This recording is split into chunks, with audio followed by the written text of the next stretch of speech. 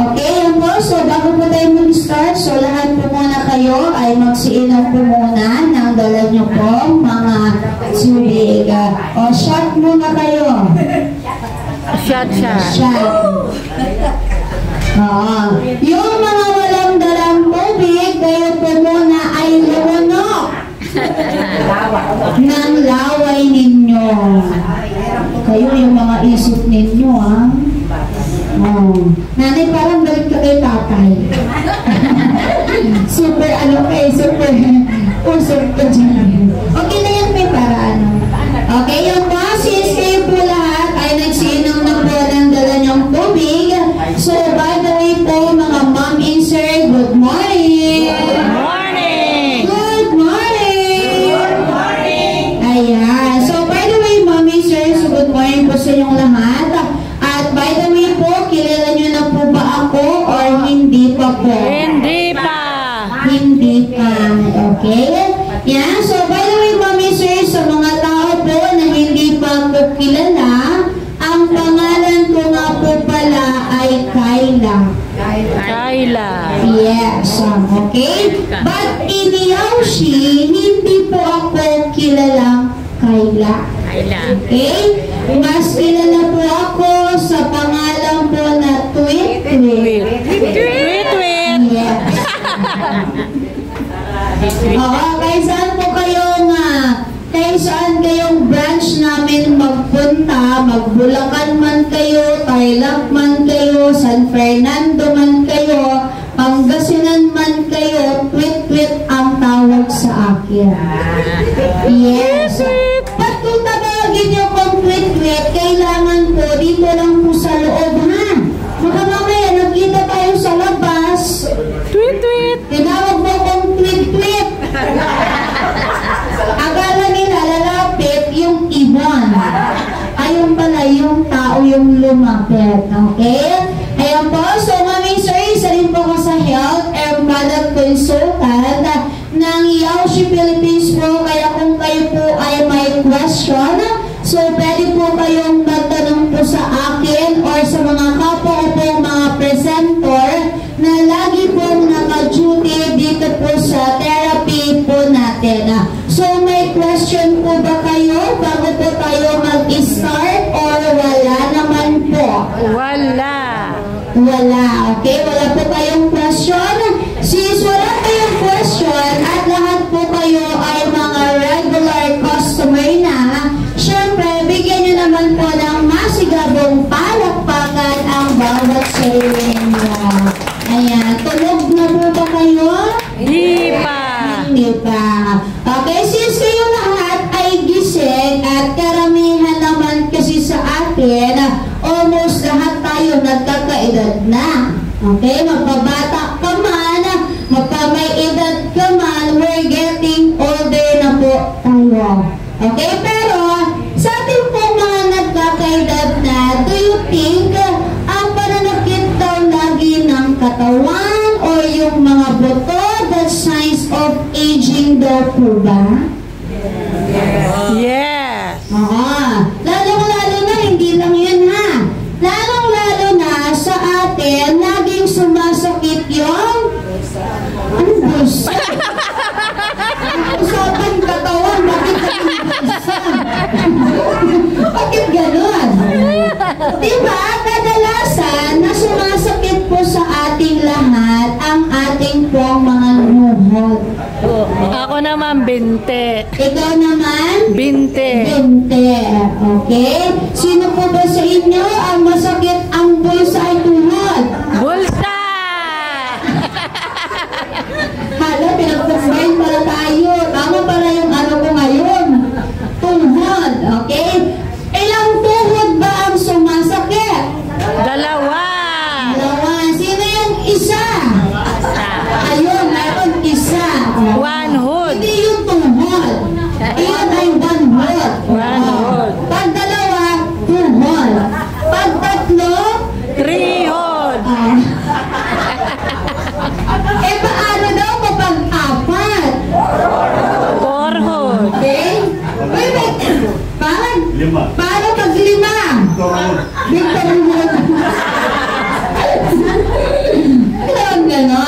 Okay, so maramihan po kasi sa atin, laging sumasakit po yung tuhod po natin.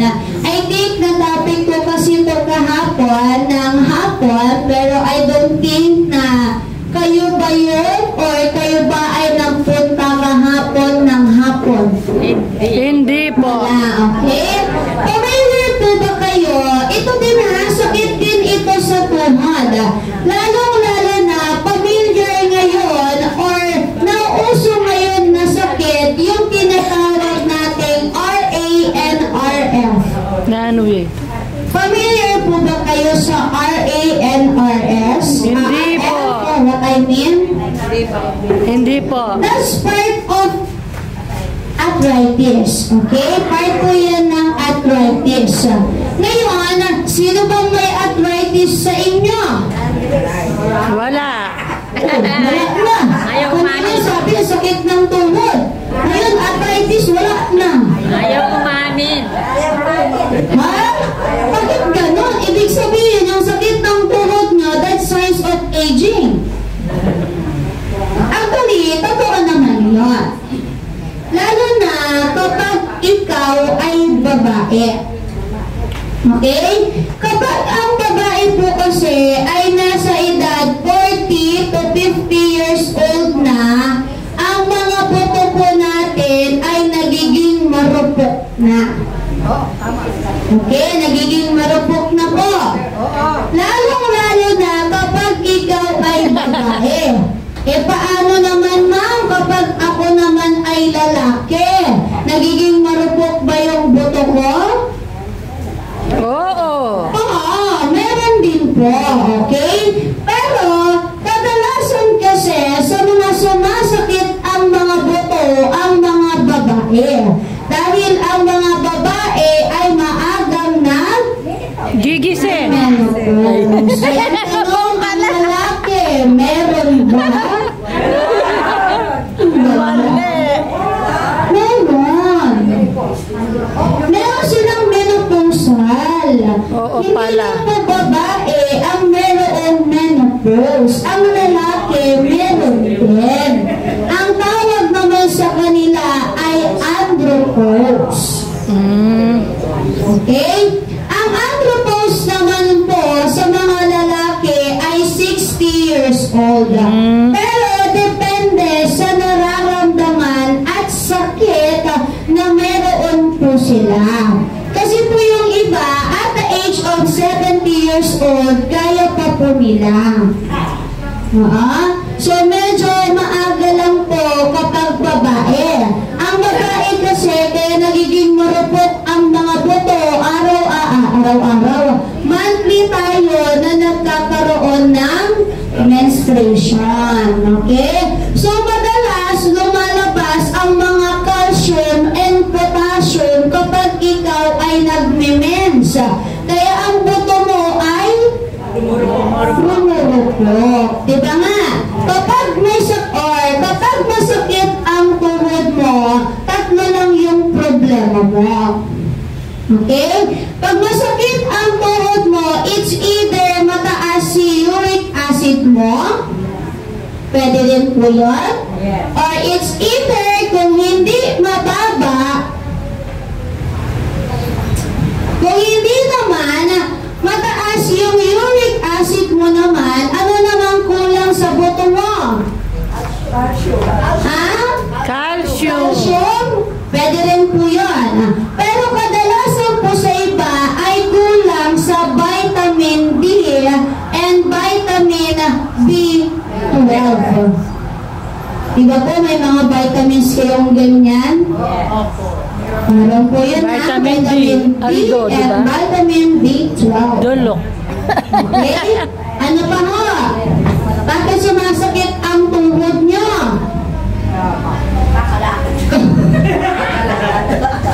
Kakalakad, no? Masyado kasi tayong gala eh. Kaya yan, masyadong masakit yung tuhod. Sabi naman kahapon, overuse. Overuse. Oo, sabi niya, overuse. Sabi ko, bakit overuse po? Nakalakad niyo daw. Oo. Yung iba naman po, overweight naman po. tuhod. Pero karamihan sa mga tao na sumasakit ang tuhod ay mataas ang murid. Pero ang tanong, saan bang parte ng tuhod ang sumasakit sa inyo? Sa gitna. At ano ba sa tuhod? Tuhod na yun. Oo. Anong parte ng tuhod? Ang gitna. Sa gitna. Sa gitna, sa taas, sa likod, sa baba. Sa Saan parte ng tuhod? Sa gitna. Gitna. Oh. Sino yung sumasakit ang tuhod pero dito naman sa taas? Wala. Walang taas. Ha? Meron bang taas? Oo. Ditong part. Dito po, dito. Oo. Dito na. Lakas ng paa ko. Ganun. Basta yung, di ba, yung gitna ng tuhod. Yung dito lang mismo. Sige, ganda na naman po. O, dito. Dito. Dito. Okay? Saan? Dito ba? Saan? Dito? Oo, dyan. O, alam nyo na. Eh, paano man kapag yun yung sumasakit sa akin? Arthritis ba yun? Pwede. Oo. Sabi ni nanay, pwede. Kayo po, buhay pa ba kayo? Ha? Pwede? Pwede. Iba yun. Okay? Pag ang sumasakit sa'yo ay yung gitna, that's part of arthritis. Pag gitna, arthritis. Yes, yung gitna ha. Pero pag ang sumakit sa'yo, yung dito sa may taas o dito sa may baba, hindi yun arthritis. Yun ay tinatawag na rayuma. Ay ba yung rayuma sa... May pareho yung rayuma? Yung pong arthritis? Bakit? Sabihin niyo ba ang arthritis at rayuma ay isa? Akala namin. Oo, yun ang akala natin. Oo. Pero, ang arthritis at ang rayuma, magkaibang sakit yun. Bagay, rheumatism na. Halwaya. Okay, ganito po yan ha. Para mas clear po sa inyo. Okay? Pag ang sakit mo ay arthritis, ang sumasakit sa'yo yung mga joints. Ano? Saan yung mga joints nyo? Sa kasuhan.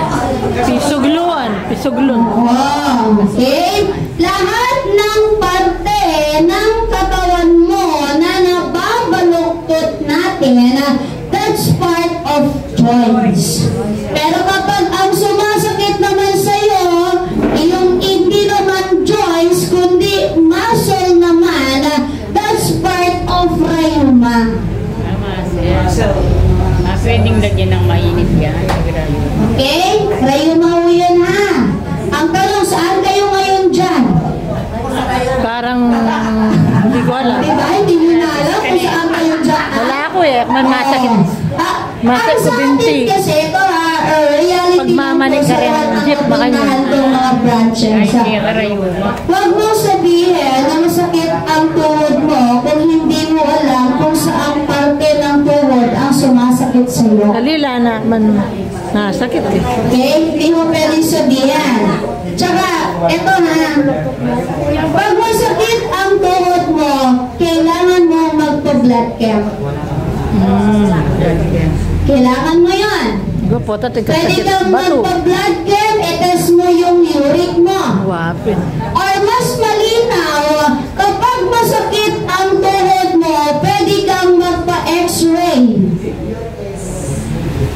At least malalaman mo doon kung bakit sumasakit ang tuhod mo.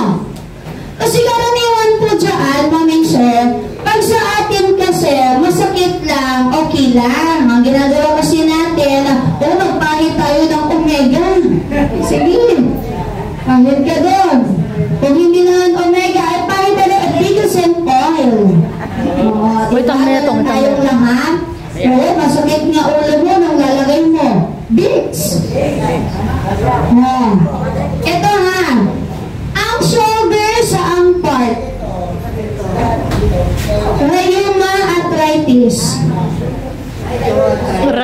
Siguro. Rayuma siguro? Oo. That's part of arthritis. Try. Kasi nababaluktot mo to. Unless kung ang sumagat sa'yo yung muscle mo. Hindi Iba yun, minsan nakaka-experience kayo na hindi ninyo naaangat. Okay? That's part of arthritis. Okay? Paano naman, mama? Kapag ang sumasakit naman sa akin, yung alak-alakan ko naman. Alam niyo yun? Kenny siguro. Karen? Saan mo yun? Sa likod. Sa likod. Ano yun? Rheuma arthritis. Parang di tayo nagkakaintindihan dito lahat. Ito yun. Di ba? Ito siya. Arthritis. Arthritis yun. Basta alamin nyo, lahat ng muscle na sumasakit, yun ay rheuma. Ang rheuma is signs of aging. Ang arthritis, kaya ka nagkakaroon, that's because of lifestyle. Ganito kasi yung nangyayari. Kapag ikaw, mataas po yung uric, automatic, nagkakaroon ka ng sakit na arthritis. Ang nangyayari kasi, ganito po. For example, ito yung buto mo. Example lang naman. Hayaan nyo na yan, ha? Basta buto yan. Okay? Buto. Yung joints nyo, papain nyo nga kung ito ba ay dikit, hindi. Saan yung joints nyo? Ito, joints mo yan, no? O yung buto mo. Kapain mo. Di ba nababaluktot mo ba? That's part of joints. Hindi lang sa siko, hindi lang sa tuhod. Lahat ng parte ng katawan na nababaluktot mo, joints yan. E paano kapag balakang? Babaluktot mo. Ha? Ali, pwede may baluktot ulit mo. Yes! Joint pa rin ang balakang. Ang tawag doon ay Porosis. ewan ko sa inyo, ano osteoporosis?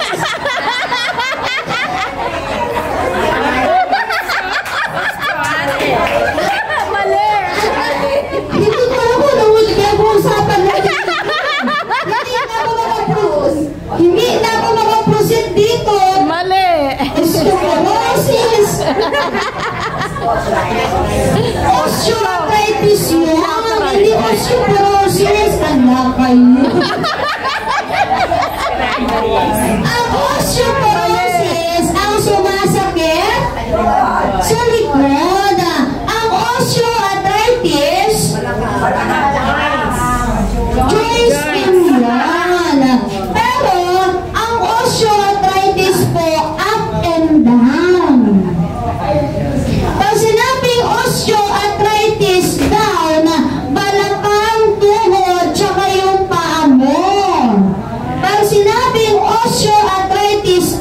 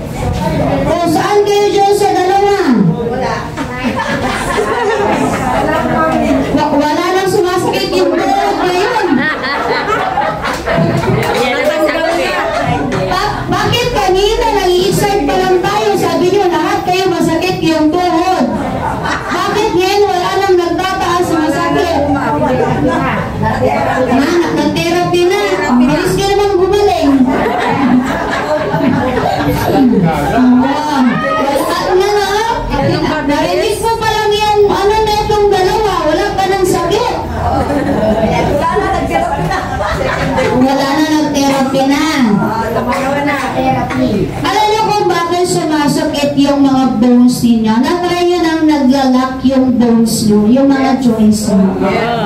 Na-try niyo na ha? Finger or kaya kadalasan nararamdaman, that's finger locking. Yung ditong part mo, hindi nakaganon na lang. Hindi mo nagalaw. Kasi dito kahapon, dito naman niya, nakaganon lang, hindi niya na iaangat. Ganun lang. That's finger locking. That's part of arthritis. Okay, ganito kasi yung nangyayari. Ngayon, mami sir, sa buto kasi natin, ang gitna kasi ng buto, hindi yan totally liquid. Hindi yan dikit. Meron niyang maliit na spacing. Yung maliit na spacing, ang tawag doon, cartilage. Kaya nga kailangan mong magpa-x-ray para malaman mo kung ang cartilage ay okay pa o hindi na. Ngayon, ang mangyayari ganito. Ang cartilage natin o yung mga joints natin, meron po yung amino acid. Alam niyo po yung amino acid? Hindi. Hindi na din alam? Ang amino acid, yun yung fluid. Kumbaga, pampadulas sa mga joints mo, kaya mo nababaluktot. Okay? Ngayon, ang nangyayari ganito po. Pag ang amino acid, wala sa cartilage mo, yung mga buto nagkikis-kisan, kaya yan sumasakit. Oo, ang tanong, magpa-inject ka na lang ng mantika.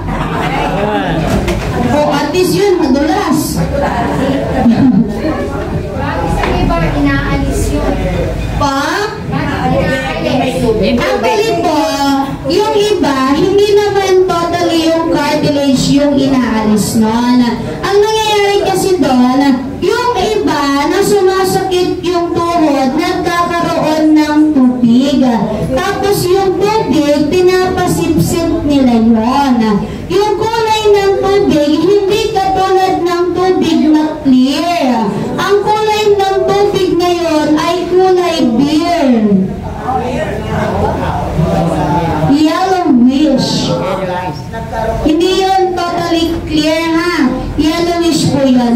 Sakit din yun ma'am, pero kapag cartilage po ang usapan, ibig sabihin po nun, meron ka pa naman.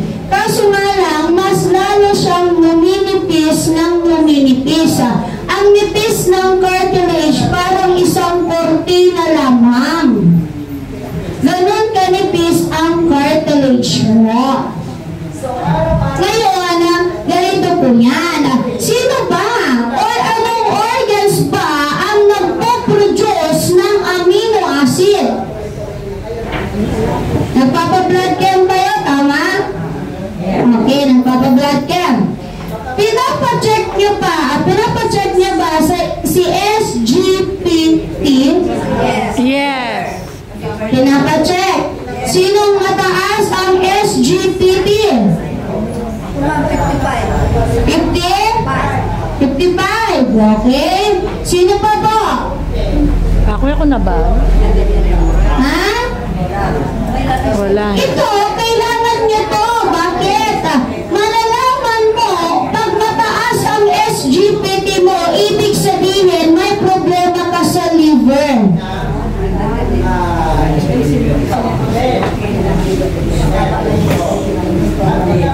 Yes. SGPT is liver. Passing blood sugar, FBS, is for pancreas. Uric acid is for liver. Cholesterol is...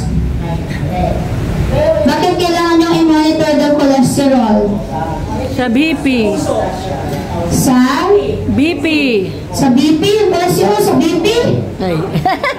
Hindi. Cholesterol is for the heart. Oh yan naman. Heart yan. Pag mataas ang bad cholesterol,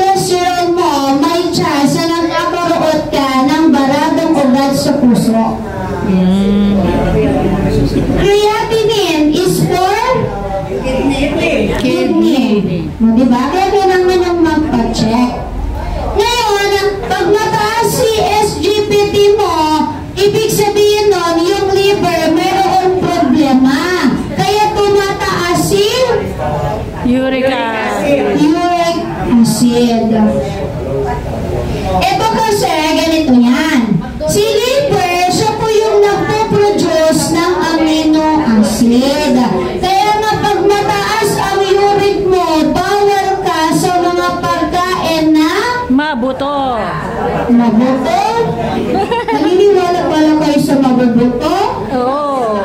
Ang pinaka-iiwasan mo kapag mataas ang uric, yung mga pagkain na laman loob. Pero yung buto, di naman. Ang mga laman loob na mga pagkain ay mataas sa vitamin B12.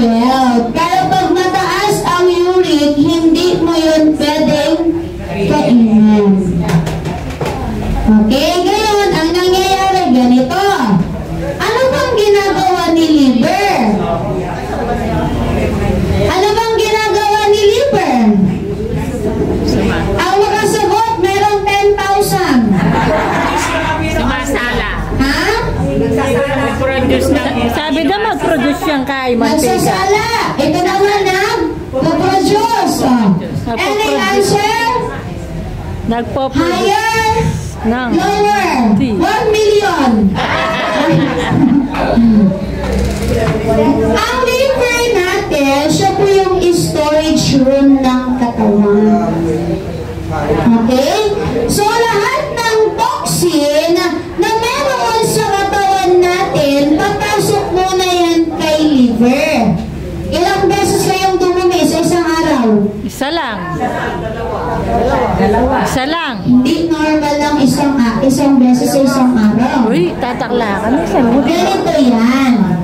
Ayan, yan. Yung liver, since siya yung storage room, pag nagpasok ka ng toxin ngayong umaga, papasok yan dito.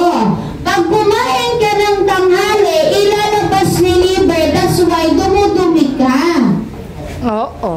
Ang tanong, dumudumi ba kayo? Opo. Ay, kala ko hindi kayo dumudumi eh. Ilang beses? Isa lang. Ayun lang, isang Madaling- beses. madaling So, araw. ibig sabihin, lahat ng toxin nandito lang kay liver. Pag over ang toxin sa liver natin, anong nangyayari? Nagtatae. Na? Masakit. Ano yun? Nagdidilaw. Nagtatae?